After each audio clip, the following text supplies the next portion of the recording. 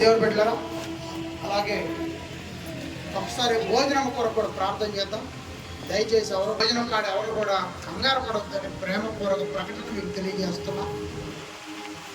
ఎందుకంటే ప్రశాంతతను పాటించండి. మరొక మనిషికి అవకాశం కల్పించండి.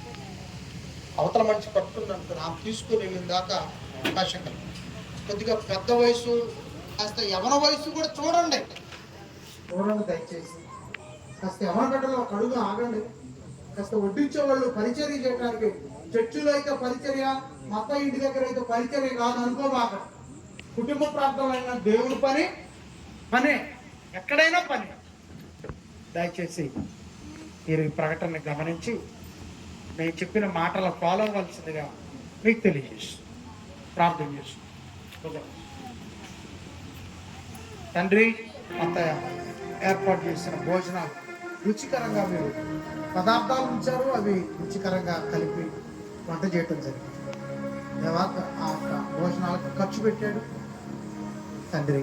అలా ఖర్చు పెట్టాలంటే సంఘం మీద, క్రీస్తు వారి సంఘం మీద ప్రేమ ఉండాలి. అలాగే తండ్రి ఇది మీ పని ఎంతో నమ్మకం ఉండాలి. కాబట్టి గట్ట ఖర్చు పెట్టాడు, అంత తండ్రి దయచేయండి.